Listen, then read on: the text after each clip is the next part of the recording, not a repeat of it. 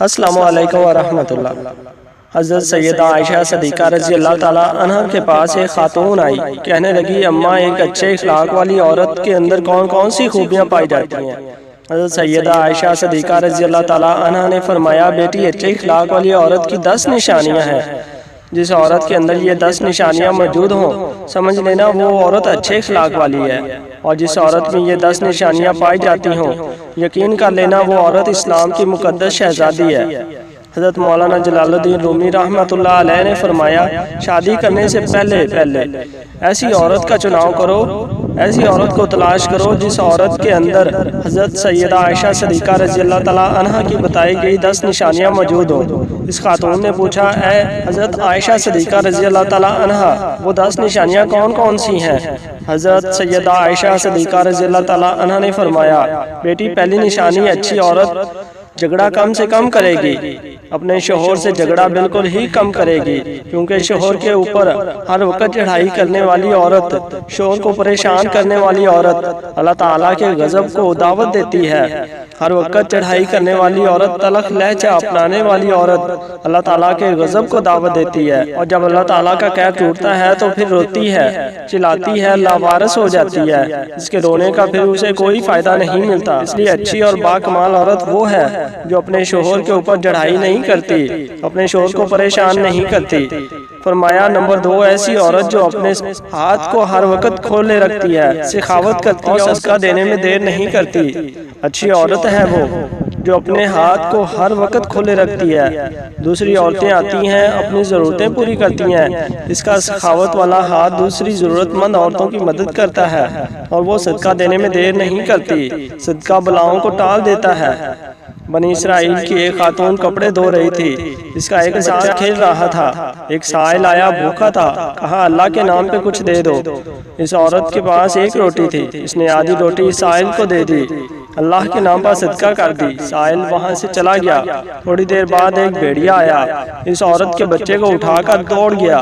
اب اس عورت کو کپڑے بھول گئے، بھیڑیے کے پیچھے دوڑتی چلی جاتی ہے، میرا بچہ بھیڑیا لے کے جا رہا ہے۔ اچانک سے آگے سے ایک شخص نمودار ہوا، اس نے بھیڑیے کو پکڑ کر زمین پر دے مارا، اس کے بچے کو لے کر آیا، اس کی ماں کے ہاتھ میں دے دیا۔ اس عورت نے کہا تیرا احسان ہے مجھ پر، اے اللہ کے نیک بندے، تو نے مجھ پر اتنا بڑا احسان کیا، میرے بچے کی جان بچائی۔ اس شخص نے کہا میں بندہ نہیں ہوں، میں فرشتہ ہوں، یہ جو تو نے سائل کو اللہ کے نام پر آدھی روٹی دی ہے، اس آدھی روٹی نے اللہ کے نام پہ دیے صدقے نے تیرے بچے کی جان بچا دی ہے۔ تو فرمایا اچھی عورت وہ ہے جو صدقہ دینے میں دیر نہیں کرتی۔ فرمایا نمبر 3 دن میں 5 وقت کی نماز ادا کرنے والی عورت، وہ اسلام کی مقدس شہزادی عورت جو قیمتی وقتوں میں سے وقت نکال کر دن میں 5 ٹائم نماز ادا کرتی ہے، بہت ہی کمال عورت ہے۔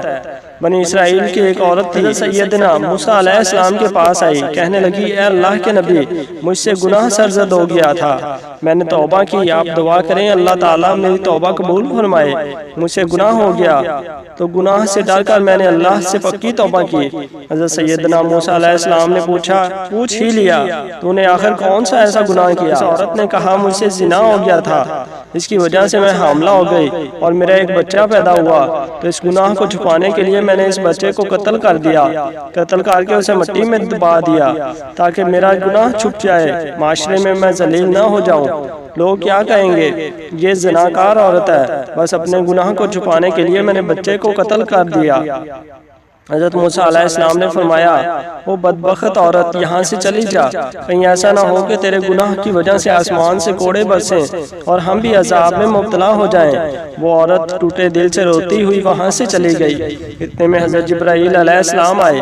حضرت جبرائیل علیہ السلام نے آ کر کہا اے اللہ کے نبی اللہ فرماتا ہے تو نے توبہ کرنے والی کا دل توڑ دیا، اے موسیٰ کیا تو نے اس سے بھی بدتر گناہ کرنے والا کوئی نہیں پایا؟